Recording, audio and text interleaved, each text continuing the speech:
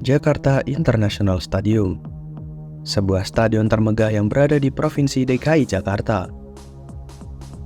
Jakarta International Stadium atau JIS dulunya dibangun untuk menggantikan markas Persija Jakarta, yaitu Stadion Lebak Bulus yang digusur imbas pembangunan MRT Jakarta. JIS telah diresmikan pada Juli 2022 lalu oleh Gubernur DKI Jakarta saat itu, yaitu Anies Baswedan. Stadion ini menyandang predikat sebagai stadion terbesar, tercanggih, bahkan tertinggi di Indonesia.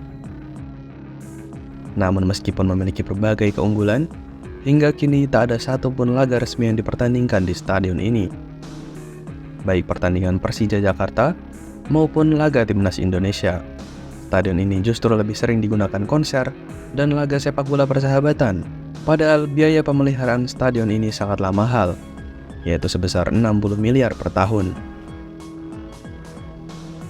Persija Jakarta yang sejatinya menggunakan JIS sebagai home base, berkali-kali harus gagal menggunakan JIS. Dan yang terbaru, Persija Jakarta kembali gagal memakai JIS di Liga 1 musim depan. Lalu apa yang membuat JIS tak kunjung digunakan? Di video kali ini, kita akan membahas sebab-sebab yang membuat Jakarta International Stadium masih jarang digunakan hingga saat ini.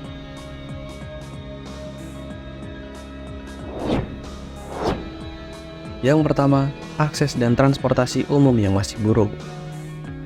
JIS berlokasi di Papanggo, Tanjung Priuk, Jakarta Utara. Wilayah ini memiliki lebar jalan yang cukup sempit. Lebar jalan di sini hanya sekitar 8 hingga 10 meter. Hal ini tentu sangat berbeda dengan jalan-jalan di pusat kota Jakarta yang memiliki lebar hingga 30 meter. Terbukti ketika JIS dipakai konser Dewa 19 pada Februari 2023 lalu, kawasan sekitar JIS dilanda macet hingga berjam-jam. Jalan di sekitar JIS tak mampu menampung membludaknya pengunjung yang kebanyakan menggunakan kendaraan pribadi.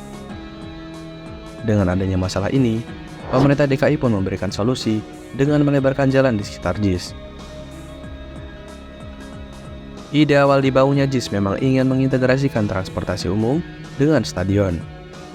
Jadi setiap pengunjung diharapkan menggunakan transportasi umum ketika ingin ke JIS. Namun, hingga kini transportasi umum di JIS belum hidup sepenuhnya. Stasiun kereta yang direncanakan dibangun di samping JIS hingga kini masih belum berfungsi. Sedangkan Transjakarta yang menuju stadion JIS masih sangat minim. Armada bus yang melayani rute JIS tak sebanyak layanan reguler Transjakarta. Hal itu membuat pengunjung harus menunggu bus cukup lama. Yang kedua, lahan sempit dan parkir yang terbatas. Lokasi JIS yang berada di tengah permukiman yang cukup padat membuat minimnya kantong-kantong parkir di sekitar JIS.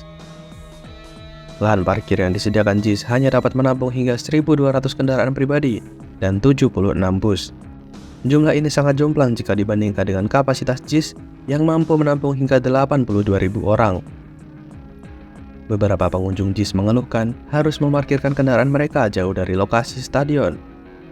Bahkan harus berjalan kaki hingga berkilo-kilometer menuju lahan parkir karena lahan parkir di JIS yang tak mencukupi.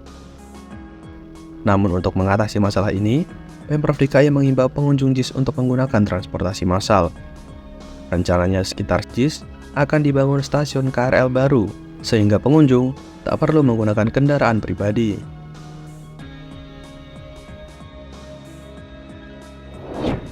Yang ketiga, harga sewa yang mahal. Jakarta International Stadium dibangun dengan total anggaran 4,5 triliun rupiah dan memiliki berbagai fasilitas kelas dunia. Tentu sepadan dengan fasilitas yang dimilikinya, JIS memiliki tarif sewa yang tinggi pula. Stadion yang dimiliki Pemprov DKI Jakarta itu memiliki tarif sewa stadion sebesar 800 juta rupiah per pertandingan. Harga ini lebih tinggi dibandingkan stadion GBK yang sebesar 500 juta rupiah per pertandingan. PSSI pun membeberkan bahwa tarif sewa di JIS merupakan salah satu penyebab JIS tak dipilih untuk pertandingan Timnas Indonesia. PSSI menilai, daripada mengeluarkan biaya yang besar untuk menyewa stadion mewah, PSSI lebih memilih untuk menggunakan anggaran untuk kebutuhan yang lain. Di sisi lain, Persija Jakarta mengaku tak keberatan dengan tarif sewa JIS yang mahal. Bahkan Persija mengklaim sanggup membayar hingga 1 miliar rupiah asalkan penggunaan JIS memberikan keuntungan balik kepada Persija Jakarta.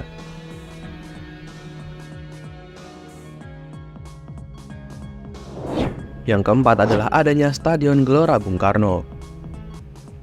Jarang dipakainya JIS sebagai tempat pertandingan olahraga sepak bola, juga ada kaitannya dengan keberadaan Stadion Gelora Bung Karno.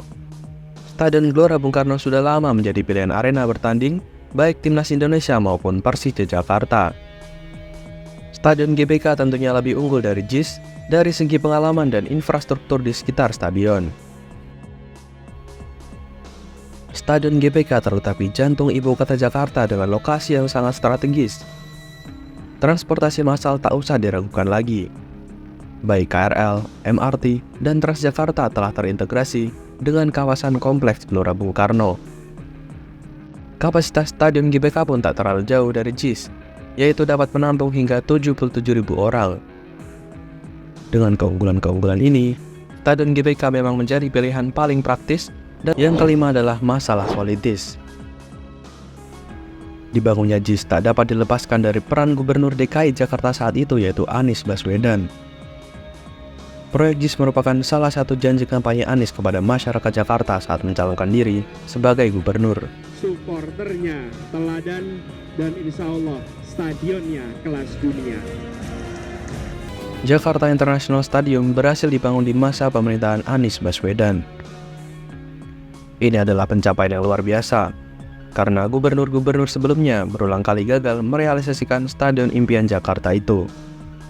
Proyek Stadion JIS disebut-sebut menjadi proyek Anies yang sukses dan siap digunakan untuk laga-laga berskala internasional. Namun, ternyata tak semudah itu. Banyak politikus menganggap JIS adalah stadion politik Anies. Seperti yang dikatakan politikus Gerindra dikutip dari Kompas TV, JIS adalah kendaraan politik Anies menuju Pilpres 2024. Dan nampaknya, banyak kalangan yang berupaya agar JIS tidak mendapat banyak sorotan masyarakat luas. Karena jika hal itu terjadi, tentu akan menaikkan popularitas Anies Baswedan yang digadang-gadang menjadi capres potensial di Pilpres 2024.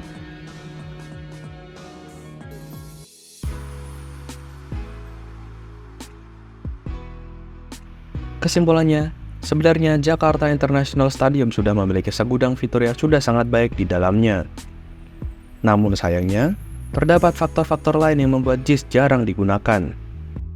Seperti infrastruktur pendukung di sekitar JIS yang belum memadai.